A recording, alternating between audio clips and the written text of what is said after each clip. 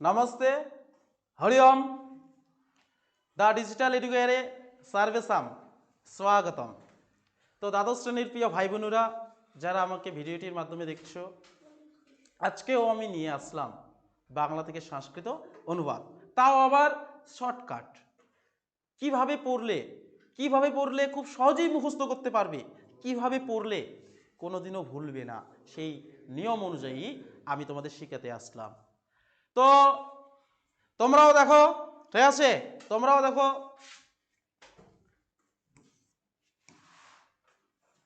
Digital বোর্ডে পশ্যন্তু সর্বে মৌনম তিষ্ঠন্তু সর্বে অহম কিম বদামি এতৎ শৃণবন্তু। কি দেওয়া আছে? আমাদের দেশ ভারতবর্ষ, আমাদের দেশ ভারতবর্ষ। আচ্ছা,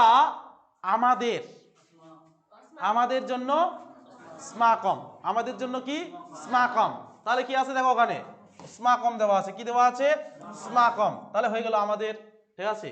দেশ বলতে দেশ, নর শব্দের মতো, নর শব্দের মতো, নারাহ দেশহ, ঠিক আছে। তাহলে কি হলো?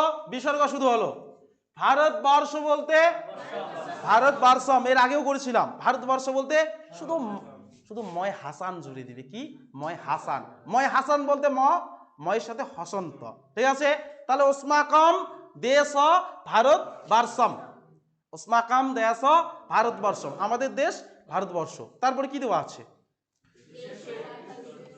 আচ্ছা, দেশের বলতে পাক্কা, কারণ দেশের, এই যে দেশের যে আছে, এর আছে না, এর থাকলে কি হয়? ষষ্ঠীর এক বচন, ষষ্ঠীর এক বচন, নর শব্দের মতো, তাই না? নর শব্দের ষষ্ঠীর এক বচনে নরস্য। তাহলে এখানে কি লিখবো? দেশস্য। কি লিখবো? দেশস্য। তাহলে দেখো, দেশস্য বলতে দেশের, রাজধানী বলতে রাজধানী।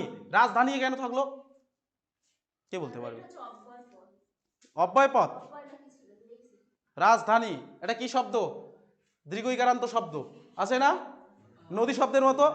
নদী শব্দের প্রথমে কি আছে? বিসর্গ আছে। তাহলে এখানেও নেই। রাজধানী মানে রাজধানী। এর আগেও করেছিলাম একটা সত্যবাদী, করেছিলাম না? সত্যবাদী, হ্যাঁ, সত্যবাদী ছিল, বা সত্যবান লেখা যেত, ঠিক আছে। তাহলে রাজধানী আছে, কি আছে? দিল্লি। কি বলতো? দিল্লি, দিল্লি নর শব্দের মতো। ওটা কি আছে? নর শব্দ। ওটা তোমরা শব্দ ভাগ করতেই জানো। ওটা কি আছে? ঋষিকার আছে না? ঋষিকার থাকলে ওটা অর শব্দের মতো। তাহলে এটা কি শব্দ? ইকারান্ত শব্দ, মুনি শব্দের মতো, তাই না? কোন শব্দের মতো? মুনি শব্দের মতো। মুনি শব্দের প্রথম আর এক বচনে দেখবে মুনি লেখার পরে বিসর্গ দেওয়া আছে। কি দেওয়া আছে? মুনি লেখার পরে বিসর্গ, ঠিক আছে। তারপরে কি আছে? আমি দিল্লি যাব। কি আছে? আমি। আমিটাকে সংস্কৃত ভাষায় কি বলা হয়? আহাম, আহাম। তারপরে কোথায় যাব? দিল্লি, দিল্লিম। কি দেওয়া আছে? দিল্লিম। যাবো বলতে কি দেওয়া আছে? হ্যাঁ, গমিষ্যামি, গমিষ্যামি। যাবো, এখনো যাইনি। যদি যাচ্ছি বর্তমানকালে হতো লট লকারে, যে আহম দিল্লিম গচ্ছামি, মানে আমি দিল্লি যাচ্ছি, মানে যাচ্ছি। যাবো মানে এখনো যাইনি। লিট লকার হবে এটা। কি লকার? Litt locker. ওই যে ক্লাস 11-এ সপ্তম অষ্টমে ভালো করে পড়ো নাই শব্দরূপ ধাতুরূপ। ও ভাই, আরে ভাই তোমাদের বলছি না, তখন বলেছিলাম ও ভাই এগুলো পড়ো, ধাতুরূপ শব্দরূপ পড়ো পড়ো। দাদা আমাদের মুখস্থ হয় না, ঠিক আছে। এখন এগুলোর মজা। তারপরে দেখো, আহম দিল্লিম গমিষ্যামি, ঠিক আছে। আহম দিল্লিম গমিষ্যামি। তারপর কি আছে দেখো? বাবা আমাকে সেখানে নিয়ে যাবে, বাবা আমাকে সেখানে নিয়ে যাবে। আচ্ছা, বাবা বলতে পিতা, বাবা বলতে পিতা। মাম বলতে দেখো এখানে কি আছে? আমাকে বলতে মাম দেওয়া আছে, ঠিক আছে। আমাকে বলতে, এখানে দেখো আমাকে বলতে মাম, ঠিক আছে। এটা ময়াকার ময় হাসান লেখা যায়, আবার ময়াকার অনুস্বর লেখা যায়। উচ্চারণ কিন্তু মাম উচ্চারণ হবে, ঠিক আছে। কি উচ্চারণ হবে বলো তো? মাম উচ্চারণ হবে। তাহলে বাবা বলতে পিতা, মাম বলতে আমাকে। তারপরে দেখো কি আছে? সেখানে বলতে এর আগে কি করেছিলাম? তত্র। সেখানে বলতে কি করেছিলাম? তত্র। তারপরে নিয়ে যাবে বলতে নেশ্বতী, নিয়ে যাবে বলতে নেশ্বতী। তারপরে কি আছে? আমরা। কি দেওয়া আছে? আমরা।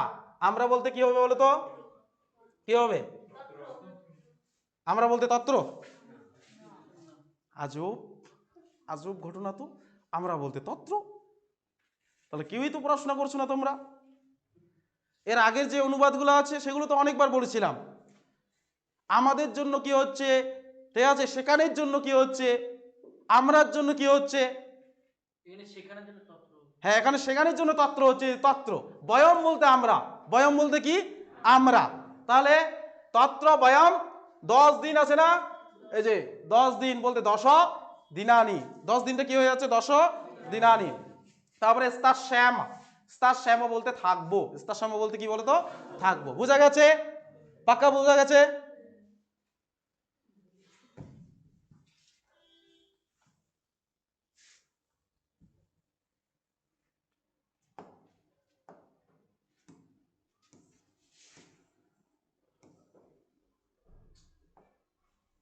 এবারে দেখো কি আছে, রামায়ণ ও মহাভারত আমাদের মহাকাব্য। রামায়ণ ও মহাভারত আমাদের কি মহাকাব্য, ঠিক আছে। এবারে বলো তো ওর জন্য কি অব্যয় পদ হয়? ও আর এবং এর জন্য সংস্কৃত কি ব্যবহার করি? পাক্কা? পাক্কা তো? তাহলে দেখো রামায়ণ আছে, রামায়ণের জায়গায় কি জুড়ে দিব? কি জুড়ে দিব? পাক্কা? রামায়ণম কি দেওয়া আছে? রামায়ণম। তাহলে এখানে দেখো রামায়ণম, তারপরে এই শব্দটা ভুল দেওয়া আছে, রামায়ণম, তারপরে হবে মহাভারতম। কি হবে? মহাভারতম। মহাভারত লেখার পরে কি জুড়ে দিব? ময় হাসান। পাক্কা তো? কেন ময় হাসান দিব বলো তো?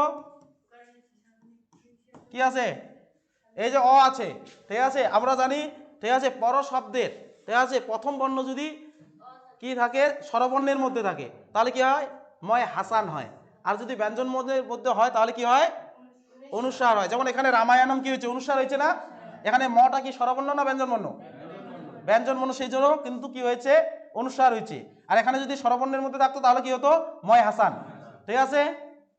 তাহলে দেখো এখানে কি আছে, যে রামায়ণম, তারপর কি মহাভারতম।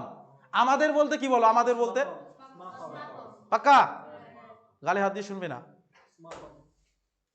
আমাদের বলতে স্মাকম। তাহলে রামায়ণম মহাভারতম স্মাকম, ঠিক আছে। এখানে কিন্তু চ নিয়ে আসতে হবে, রামায়ণম মহাভারতম চ, চ, ঠিক আছে। স্মাকম, ঠিক আছে, অস্মাকম মহাকাব্যম, ঠিক আছে, মহাকাব্যম। দয়ম আছে না, মহাকাব্যম লিখলেও চলে, মহাকাব্যম। ভালো করে শোনো, এখানে একটু ইসে দেওয়া আছে, ঠিক আছে, এটাকে সহজ করা যায়। আমি কি বললাম? রামায়ণম, কি হলো? রামায়ণম। মহাভারতম, কি আছে? মহাভারতম, ঠিক আছে। চ, তারপরে কি? চ, চ মানে হচ্ছে ওর জন্য, রামায়ণ এবং মহাভারত হয়ে গেল আমাদের। অস্মাকম মহাকাব্যম, কি লিখবো? মহাকাব্যম। এখানে দয়মটা লিখবো না আমরা, ঠিক আছে, মহাকাব্যম হয়ে গেল। যে রামায়ণম মহাভারতম চ স্মাকম মহাকাব্যম, রামায়ণ এবং মহাভারত আমাদের কি মহাকাব্য। তারপরে কি দেওয়া আছে? বাল্মীকি রামায়ণ লিখেছেন, বাল্মীকি রামায়ণ লিখেছেন। এই যে এটা ইকারান্ত শব্দ, ইকারান্ত শব্দ থাকলে কি হয়? কি জুড়ে দিলে? বিসর্গ জুড়ে দিলে কি হবে? সংস্কৃত হয়ে যাবে। যেমন এর আগে সংস্কৃতি ছিল, এর আগের অনুবাদে সংস্কৃতি ছিল, বিসর্গ দিয়েছিলাম সংস্কৃতিতে, তাই না? তাহলে দেখো, তাহলে বিসর্গ জুড়ে দিব বাল্মীকিতে, ঠিক আছে, বাল্মীকি। তারপরে রামায়ণম কি দেওয়া আছে? রামায়ণম লিখিতবান বলতে লিখেছেন, লিখিতবান বলতে লিখেছেন। এখানে রচয়তি স্মও দেওয়া যায়, কিন্তু যেহেতু লিখেছেন আছে তাহলে সুবিধা হবে লিখিতবান। কি সুবিধা হবে? লিখিতবান। তারপরে বেদ ব্যাস, কি জুড়ে দিব? কি জুড়ে দিব? বিসর্গ। কেন বিসর্গ জুড়ে দিলে এখানে কি হয়ে যাবে? সংস্কৃত হয়ে যাবে। এটা কি বাচক শব্দ বলো তো? হ্যাঁ, ক্লিবলিঙ্গ, স্ত্রীলিঙ্গ না পুংলিঙ্গ?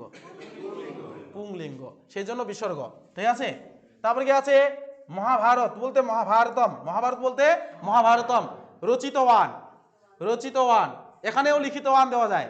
রচিতবান আছে না, এখানেও লিখিতবান দেওয়া যায়। লিখিতবান উচ্চারণ হয়, কিন্তু লিখিতবান, লিখিতবান নয়, লিখিতবান, লিখিতবান, লিখিতবান ঠোঁট লাগিয়ে উচ্চারণ করা যাবে না, লিখিতবান, লিখিতবান হচ্ছে। যাই হোক, তারপরে দেখো আমি রামায়ণ পড়েছি, আমি রামায়ণ পড়েছি। কি আছে? আহম রামায়ণম অপঠম, আমি রামায়ণ পড়েছি। এটাকে অপঠম না দিয়ে আহম রামায়ণম পঠামি স্ম, কোনটা সহজ হবে? পঠামি স্ম, আহম রামায়ণম পঠামি স্ম, আমি রামায়ণ পড়েছি, মানে আমার পড়া হয়ে গেছে। তারপরে কি আছে? কি আছে? আমি মহাভারত পড়তে চাই, আমি বলতে আহম, ঠিক আছে, মহাভারত বলতে মহাভারতম। এবার পড়তে চাই, পড়তে চাই বলতে এখানে তুমুন প্রত্যয় নিয়ে আসতে হবে। পঠিতুম মানে পড়তে চাই, পঠিতুম ইচ্ছামি, কি হবে? পঠিতুম ইচ্ছামি। এখানে অন্য দেওয়া আছে, দেখো পি পঠিশ্যামি আছে না, আমরা লিখবো সহজ ভাষায়, কি লিখবো? পঠিতুম, পঠিতুম ইচ্ছামি। তাহলে কি হলো? আমি মহাভারত পড়তে চাই, হয়ে গেল। বোঝা গেছে?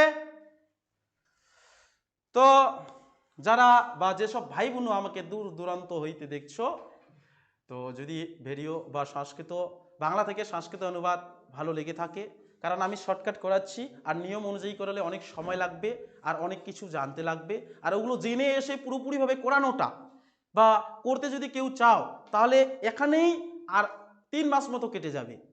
আর এখানে 5 নম্বর থাকবে, এই 5 নম্বরের জন্য 3 মাস এখানেই থাকবে, মানে এই কোশ্চেন প্যাটার্নে 11তেই থাকবে সংস্কৃত থেকে বাংলা অনুবাদে বা বাংলা থেকে সংস্কৃত অনুবাদে, কখনোই থাকা যাবে না। সেই জন্য যেভাবে পড়লে তোমরা অল্পতেই মুখস্থ করতে পারবে, যেভাবে পড়লে চাইলেও ভুলতে পারবে না, আমি সেভাবে করানোর চেষ্টা করছি। আমি আমার বেস্ট দিয়ে পড়ানোর চেষ্টা করছি আমার প্রিয় ভাই বোনদের, এমনকি যারা আমাকে ভিডিওতে দেখছো তাদেরও। যদি কারো আমার পুরো ভালো লেগে থাকে তাহলে অবশ্যই কমেন্ট বক্সে হরিওম লিখবে। তো ঠিক আছে, সবাইকে অসংখ্য ধন্যবাদ।